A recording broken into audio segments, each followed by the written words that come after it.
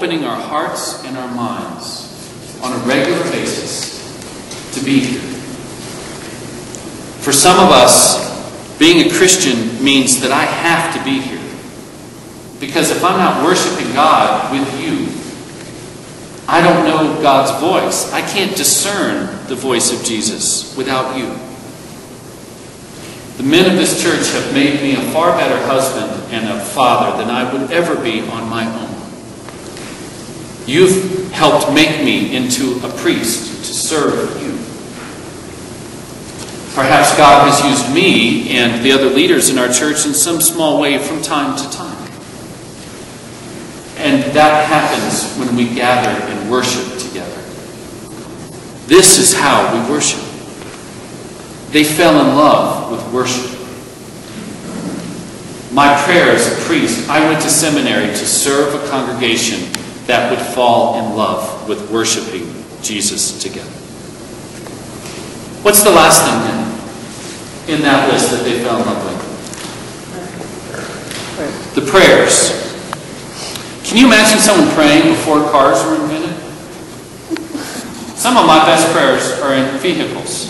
I come to the Lord often on I-70. And before golf, Scotsman hadn't even thought about golf yet. Wasn't there. These people fell in love with talking to God. Prayer is talking to God. I am not in my car going, the Lord be with you, and also with you. I don't do that. I talk to God. God, why is this happening? Lord, please bless this family. What do I say to this person? Lord, I'm feeling rough today. Can you smooth this out? Just talking to God. That's what prayer is. They fell in love with talking to God when they were by themselves, in their homes, by their bedsides, at the dinner table. They started these rhythms and continued these Jewish rhythms of prayer and brought them into the Christian family. They fell in love with all of these things in the springtime of the church. My question to you today, before I get to Krista, is, have you fallen in love lately? Have you fallen in love with the teaching that we find in the New Testament about Jesus? Can you hear his voice there? Have you fallen in love with the fellowship of the church, getting together as brothers and sisters, putting aside distractions, and just really enjoying each other? Have you fallen in love with worship lately? Or with the prayers, speaking to God and listening? If anybody says, I'm having a hard time hearing the voice of Jesus, may I suggest that being devoted to these things will bring us a springtime as well. I came today and I went to seminary to tell you that. I've also come today to say that very same thing to Krista, who is bearing the burden of this year of being our only graduating senior, but those shoulders are strong enough. Can I tell you that when I came to this church, one of the first children that I ever spoke to was Krista Norris. I was supposed to be here for 2 years.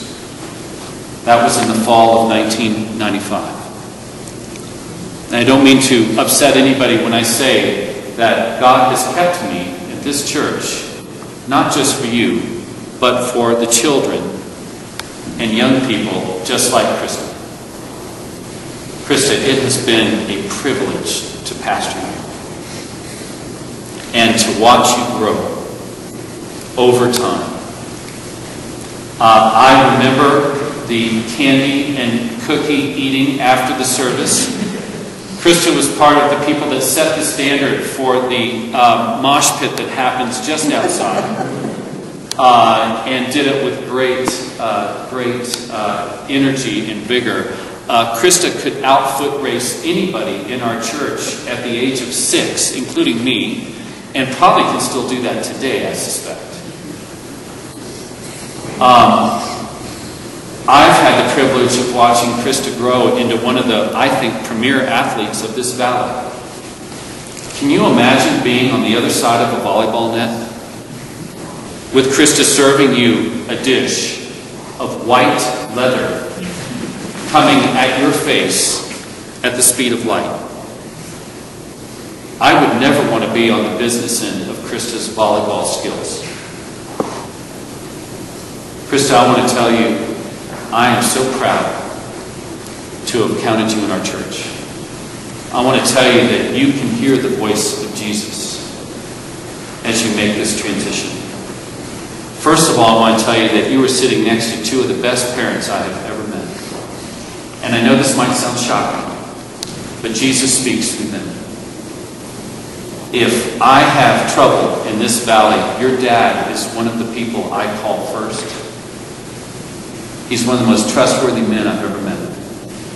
He will share the voice of Jesus with you. I want to tell you that if I were on an island and I picked 12 disciples like Jesus did, your mother would be in that list, out of the hundreds of people that I've met in this church. She can speak the voice of Jesus to you. I will even go out on a limb and say the boy you're sitting next to also is one of the reasons we built this chapel alongside with you. We made a pledge to God, Father Bruce and Elizabeth and I, that by the time the youngest child graduated from high school, that we would ask God to have this building. I've never said that to anybody. And you're sitting here today. You're not the youngest, but pretty close. So I want to say thank you for your presence in this church. I know life gets busy. I know high school gets challenging. But what a blessing to have had you here. We miss you when you're not. And our love is going with you into college. And I came here today to tell you that the voice of Jesus speaks in college as well. You might remember this altar when you need to, and this congregation and this family, because Jesus' voice speaks to you through this group. I want you to come back here. I want you to tell us how college is. We have someone come back right here today. Elizabeth Gerken's sitting right there. And because you're still part of our family, whether you're here or away. I could not be more proud of you in your accomplishments and the privilege of watching you grow. Will you come back and join us? I would very much like to have you here.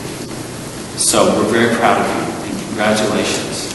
And we're going to pray for you at the end of the service, but I want you to know that the voice of Jesus in your family and in your church family right here. Okay? So we better